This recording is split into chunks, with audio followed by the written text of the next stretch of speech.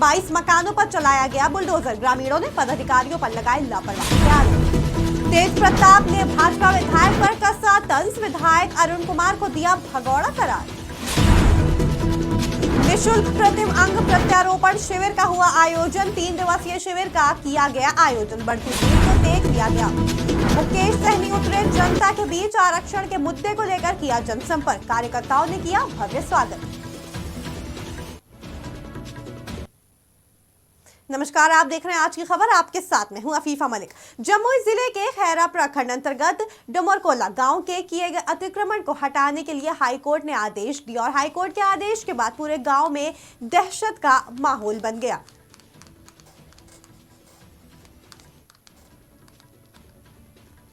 और हाईकोर्ट के आदेश के बाद पूरे गांव में दहशत का माहौल हो गया। हाईकोर्ट के आदेश के मुताबिक बारी बारी से अतिक्रमण किए गए सभी घरों को ध्वस्त किया जाने लगा। वहीं इस दौरान ग्रामीण महिलाओं और पुरुषों की भारी संख्या में भीड़ देखने को मिली। ग्रामीणों ने पदाधिकारियों पर पक्षपात और लापरवाही का आरोप लगाया।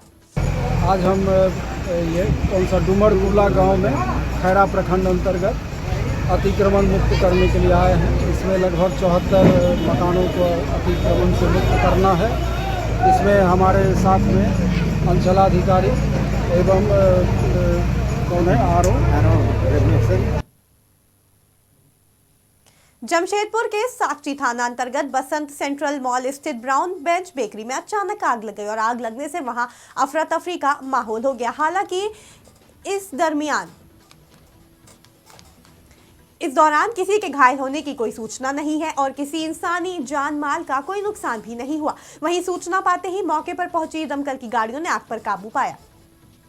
हाँ बताओ ना क्या हुआ था? बैटरी शॉर्ट सर्किट हो गया था। अच्छा, उसका वास्ते ऐसा हुआ, धुआं हो गया था। वो वाटर मार दिया, वाटर के वास्ते धुआं थोड़ा ज़्यादा हुआ। हम पाउडर मारा तो वो कम हो गया थोड़ा, और जला नहीं, कुछ नहीं हुआ, आग भी नहीं लगा, कुछ नहीं हुआ, खाली बैटरी शॉर्ट सर्किट हो गया। हम जाके खुद बैटरी को भी देखा। उसका बाद धुआं का वास्ते उधर जो आदमी रह गया था उसको भी बाहर निकाल के अभी कोई दिक्कत नहीं है, सब ठीक हो गया। गिलास तोड़ना पड़ा। अब गिलास तोड़ना पड़ा, इसलिए धुआं उसका अंदर ज़्यादा हो गया बोल के गिलास तोड़ना पड़ा। तो समझ में नहीं आ रहा आग ज़्यादा लगा और किधर लगा या नहीं लगा, इसके लिए गिलास को नुकसान हुआ होगा। नुकसान कितना का हुआ होगा? लोग सर कुछ नहीं हुआ, थोड़ा बहुत जो है धुआं में पाउडर में जो थोड़ा बहुत हुआ सब, तो वो सब आउट करना पड़ेगा। पूरा केक पूरा बर्बाद? हाँ, केक पूरा बर्बाद। अभी ठीक है? अभी ठीक है, अभी कोई दिक्कत नहीं। क्या नाम है आपका? मेरा नाम सौरभ है सर। क्या है आप? मैं पब्लिक का सेफ हूँ। लोगों को मेट्रो के द्वारा सूचना मिली कि यहाँ बसंत टॉकीज के पास आग लगी हुई है, तो हम लोग एकदम तुरंत आए। अब बाकी बात, यहाँ का बैटरी जो था, खबर देने वाला बैटरी, वो फट गया था। तो ये लोग भी बुझाने का प्रयास किया था, ये लोग यहीं बुझा दिया था, लेकिन धुआं यहाँ पूरा भर गया था और यहाँ का शीशा तोड़ करके धुआं तो बाहर निकाला गया।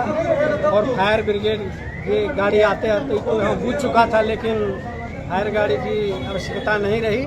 लेकिन फिर भी यहाँ दो फायर ब्रिगेड आया हुआ था। इन्वर्टर की बैटरी? क्या चीज़ का बैटरी? इन्वर्टर का ना किस चीज़? इन्वर्टर का बैटरी जो था वो ब्लास्ट कर गया था। जमशेदपुर में श्री भगवान महावीर विकलांग सहायता समिति और मारवाड़ी युवा मंच स्टील सिटी शाखा के संयुक्त तत्वाधान में निःशुल्क कृत्रिम अंग प्रत्यारोपण शिविर का 3 दिवसीय आयोजन किया गया। प्रत्यारोपण शिविर का शुभारंभ 1 अगस्त को साकची स्थित अग्रसेन भवन में किया गया। वहीं इस दौरान बढ़ती भीड़ को देखते हुए जरूरतमंदों के सहायता के उद्देश्य से इस शिविर को 1 दिन और बढ़ाया गया ताकि दिव्यांग लोगों की सहायता की जा सके।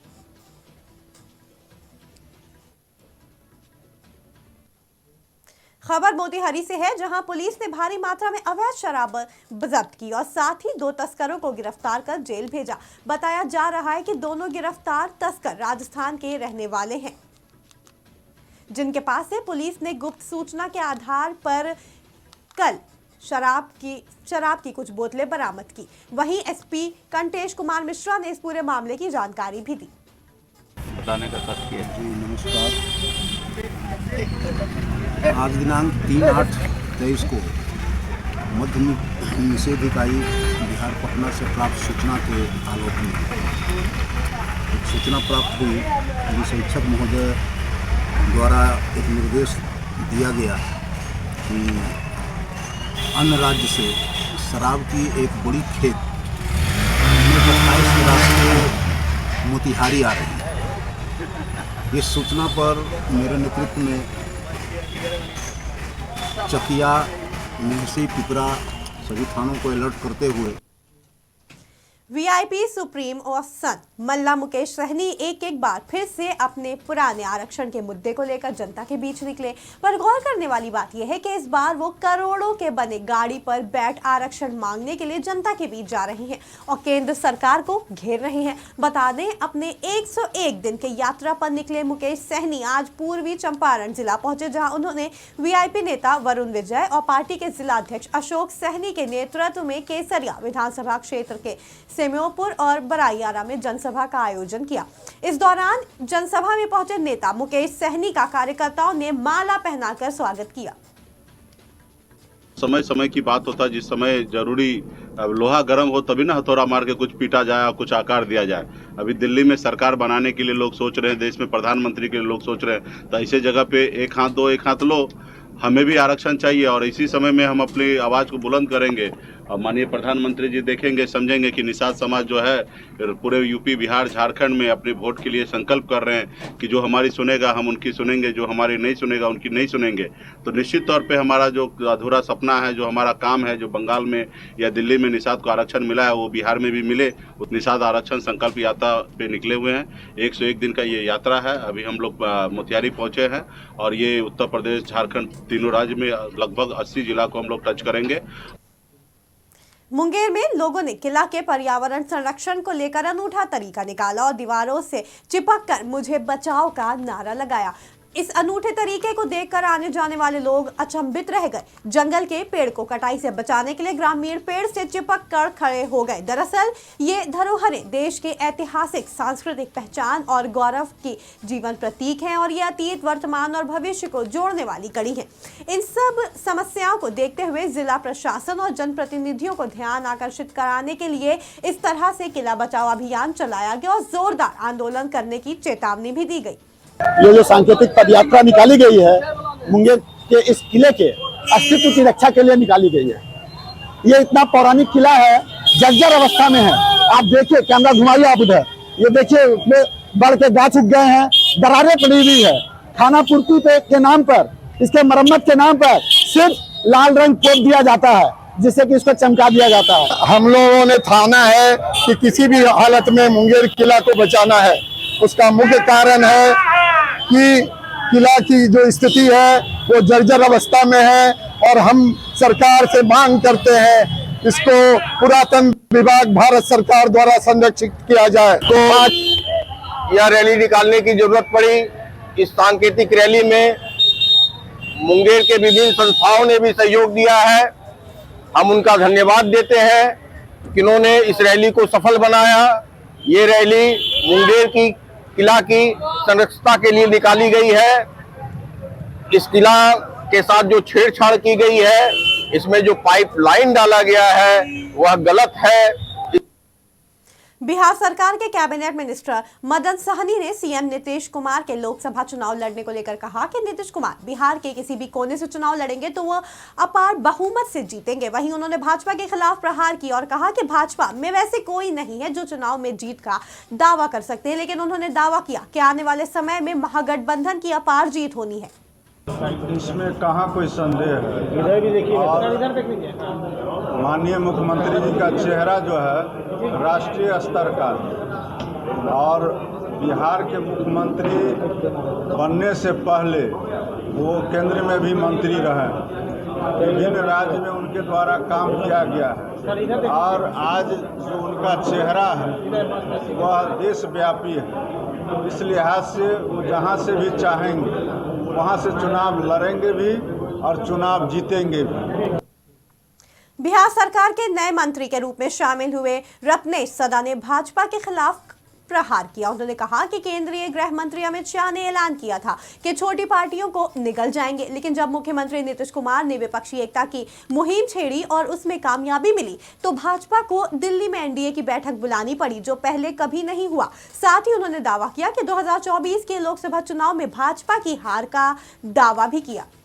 अरे अगले साल अमित शाह आकर के बोला था जो छोटी छोटी पार्टी को निगलने वाले हमारे पार्टी से बढ़ के संसार यहाँ कोई नहीं है। आप देखे होंगे 23 और 16 तारीख को इन्होंने कहा 23 तारीख को सब भ्रष्टाचारी का बैठक हो रहा है। आज जब माननीय मुख्यमंत्री जब विपक्षी एकता को मजबूती करने में कामयाब होने लगे कि फिर तुरंत अपने दल में भी 38 आदमी को बैठा करके वो भी बैठक करना शुरू किए।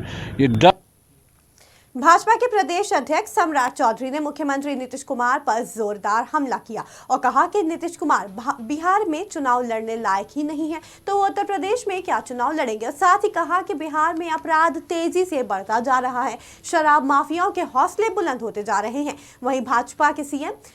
वहीं बीजेपी सीएम नीतीश के यूपी के फूलपुर से लोकसभा चुनाव लड़ने की चर्चा को लेकर लगातार हमलावर हैं। बिहार में चुनाव लड़ने लायक, उत्तर प्रदेश में कौन छीन रहा है भाई? नीतीश कुमार जी क्या बताएंगे कि बिहार में हत्या, लूट, बलात्कार बढ़ गया।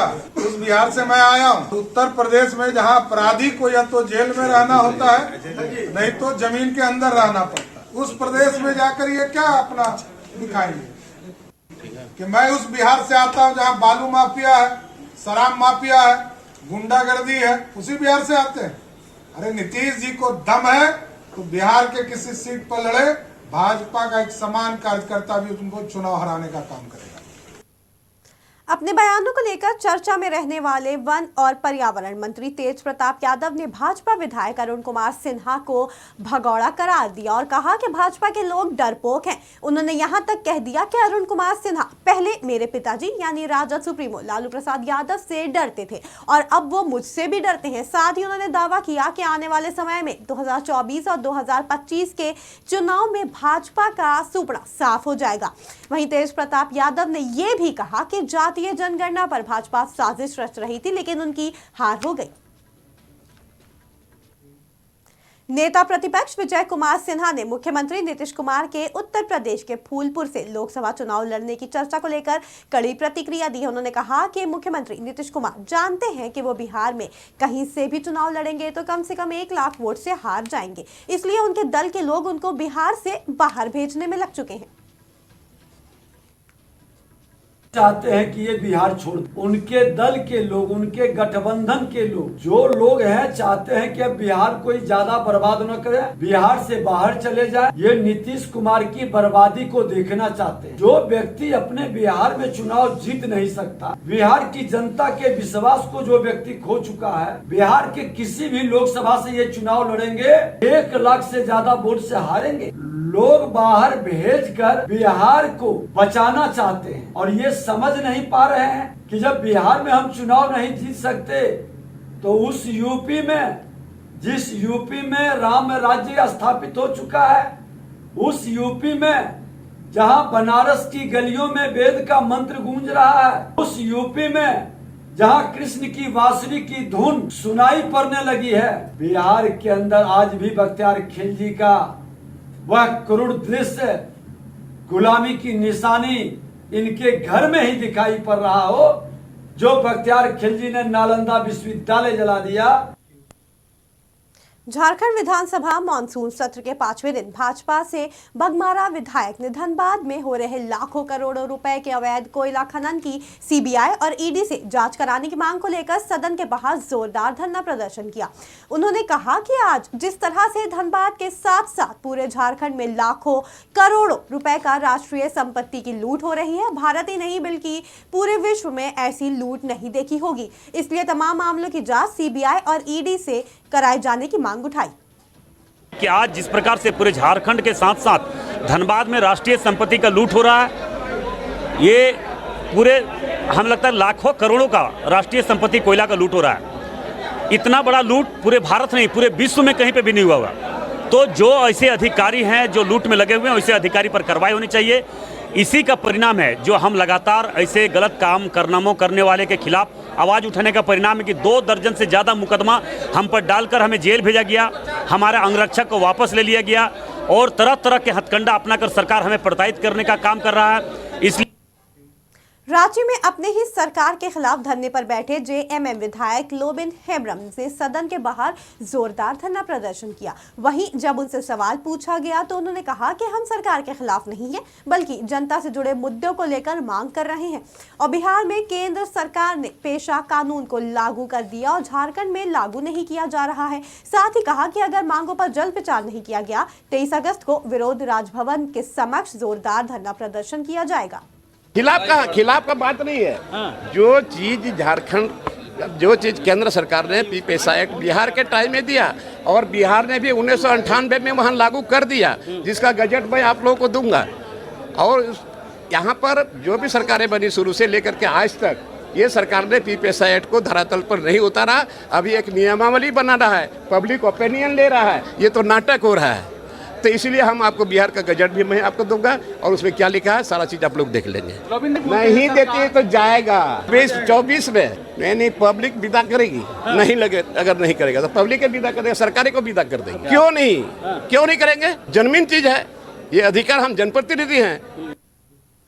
रांची में झारखंड विधानसभा के मानसून सत्र के 5वें दिन रामगढ़ की विधायक सुनीता चौधरी ने रामगढ़ में पवन के हत्यारों की गिरफ्तारी की मांग की, साथ ही 50 लाख मुआवजा देने की भी मांग उठाई। वहीं धरने के दौरान उन्होंने हत्यारों की गिरफ्तारी की मांग करते हुए मुआवजा देने की मांग की। मैं मांग करती हूँ उनके लिए कि सरकार से कि उनके 50 लाख मुआवजा दी जाए और हत्यारों को फांसी की सजा दी जाए और उनके एक नौकरी भी दी जाए।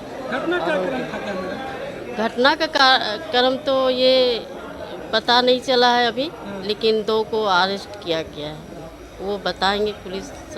ये तो अभी सरकार की जानेंगे और प्रशासन ही कि सरकार किसके दबाव। सरायकेला में सहायक शिक्षक नियुक्ति परीक्षा में विसंगतियों को लेकर भाईजूमो में जिला मुख्यालय पर जोरदार धरना प्रदर्शन किया गया और जिला मुख्यालय पर राज्यव्यापी 1 दिवसीय धरना प्रदर्शन करते हुए सरकार से अविलंब सहायक शिक्षक नियुक्ति प्रक्रिया में संशोधन करने की मांग की गई। चेतावनी देते हुए कहा गया कि अगर सरकार इसमें संशोधन नहीं करती तो भारतीय जनता युवा मोर्चा सड़क से लेकर सदन तक सरकार के फैसले का विरोध करेगी। कार्यक्रम, आज का जो धरना कार्यक्रम है ये पूरे झारखंड में हो रही है और उसी के निमित्त हम लोग सरायकेला कस्बा उपायुक्त कार्यालय के समक्ष कार्यक्रम युवा मोर्चा के बैनर तले हम लोग कर रहे हैं। आप जानते हैं विगत दिनों एक सहायक शिक्षक आचार्य की नियुक्ति का अधिसूचना हुआ, उसमें जिस तरह से कुछ बिंदुओं पर मतलब सभी प्रकार के विज्ञापन प्रेषित होने के बाद चर्चाएँ होने लगी कि जेटेट का एग्ज़ाम 16 के बाद से नहीं हुआ और ना ही उसमें कोई ये करने वाले अभ्यर्थी है। तो जेटेट 16 के बाद जब झारखंड नहीं हुआ तो उसके बाद जो लाखों उस बीच का गैप है 16 के बाद जो बीएड किए हुए हैं या बीएड करके कंप्लीट कर चुके हैं और कहीं शिक्षक की आस में है कि सरकारी नौकरी मिलेगी, हम लोग शिक्षक बनेंगे, सरकार में वैकेंसी आएंगे। पंजाब के चांडिल थाना के पास नेशनल हाईवे 33 पर फदलुगोड़ा काली मंदिर के पास हथियार दिखाकर छेड़खानी कर रहे 2 दबंगों को पुलिस ने धर दबोचा और पुलिस ने गिरफ्तारों के पास से एक country made automated pistol, scooty और 2 अलग-अलग कंपनियों के स्मार्टफोन्स बरामद किए। इस पूरे मामले में एसपी डॉक्टर विमल कुमार ने मामले का खुलासा करते हुए क्या कुछ कहा, आप भी सुनिए। चांडिल थाना क्षेत्र का मामला है। हमारा जो है वो सूचना मिली थी कि रात में 2 लड़के जो हैं वो पिस्टल के साथ में लेकर के और जो है वहाँ क्षेत्र में लोगों के साथ एक्सटॉर्शन वाली मामला था जिसमें कि लोग धमकी दे रहे हैं। ये जानकारी आई थी कि इनके द्वारा कोई बड़ा घटना भी किया जा सकता है। इस पर एक जो है हम लोगों ने टीम बनाया था और उसके बाद कार्रवाई की गई जिसमें इनके पास से एक पिस्टल बरामद हुआ है, कंट्री मेड ऑटोमेटेड। बिहार और झारखंड की खबरों में फिलहाल इतना ही। जुड़े रहें आज की खबर के साथ ताज़ा तरीन खबरों के लिए।